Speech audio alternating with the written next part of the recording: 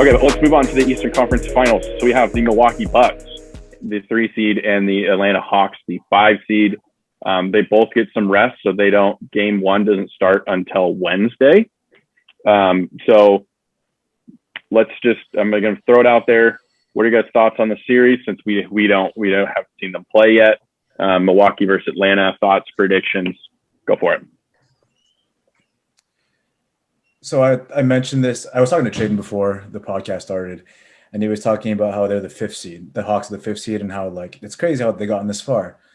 And I brought up the point a while ago on this podcast, and I was like, they fired their coach halfway through the season, and from that point forward, they had the best record in the Eastern Conference, and they're continuing to play at that level.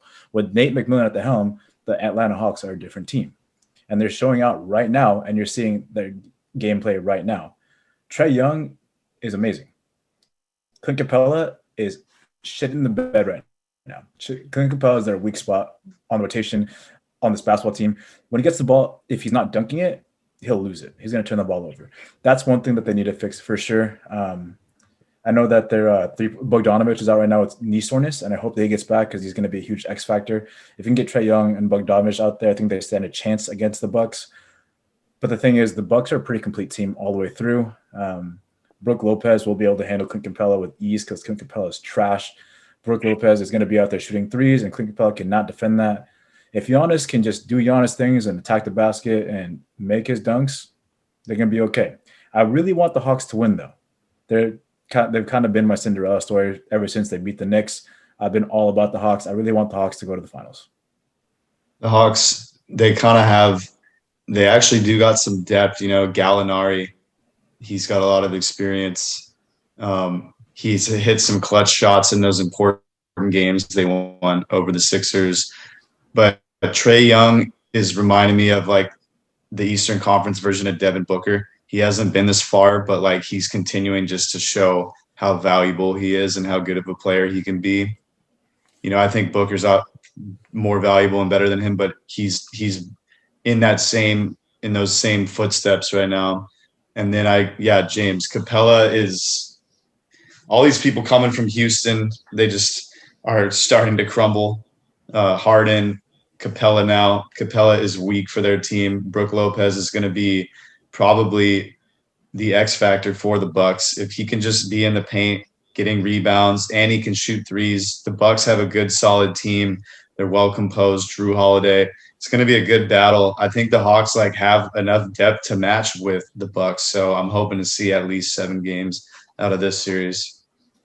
You said the people that come from the Rockets are crumbling right now. You forget that PJ Tucker also is on that same Rocket squad, and he's doing well for the Bucks. Well, he's the only one doing good. Yeah. Yeah, I think what's crazy about the Hawks being the 5 seed coming out of the East. I mean, when's the last time a 5 seed came out of the Eastern Conference? I think that's the main thing. But James, you're right. I mean, since they got their new head coach, they've been playing super great, and they've shown that in the playoffs. And they can play with anyone. I would love to see this Hawks team make the NBA Finals. I think the Bucks got lucky last round, losing to the Nets with the injuries. They're looking like they're struggling to find their rhythm and find their game. Hawks do not seem to be struggling to find it right now. So I think based off that, just the way they've been playing lately, I'm going to go Hawks in 7. I don't have much more. I mean, I kind of want to echo what Tyler said. I mean, you have a team that's not they haven't really played that well this whole, playoffs. I mean, yeah, they made it through, but I had the Bucks going on to the finals, and I'm not very confident about that. They haven't really shown much. I mean, yeah, they're there, and you could argue that, but it wasn't easy to get there, and they probably should have made it look a little bit better. I mean, I think they're just struggling in areas they shouldn't be struggling, and then you have a Hawks team that is just figuring it out. And to James's point, I mean, I've seen this in the NHL where a coach gets fired and they bring in someone new, and they're playing playoff basketball or playoff hockey from that point on.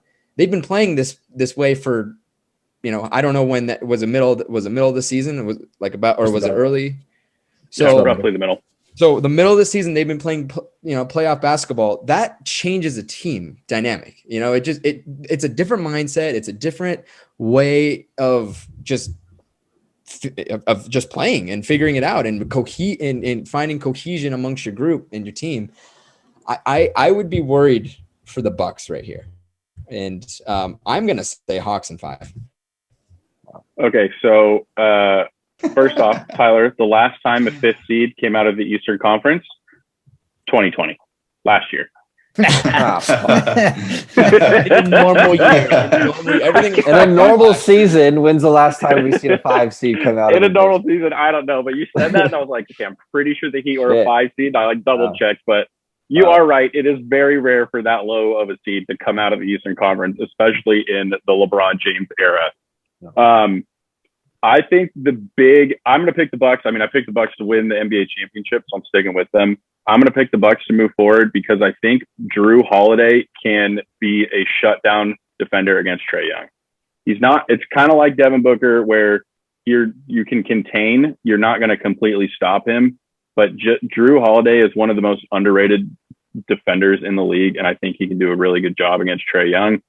Obviously Trae Young played terribly in game 7 and the Hawks still won. So I think this is going to be a more close matchup than maybe initially thought about.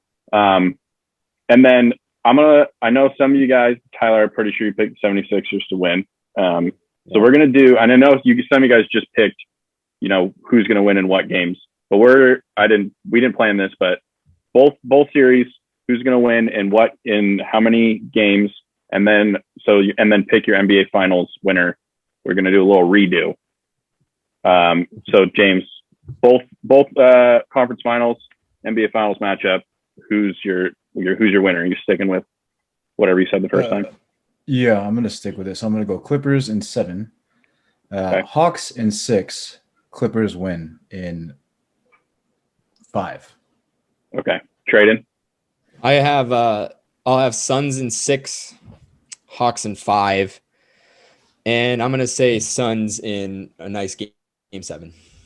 Okay, Eric.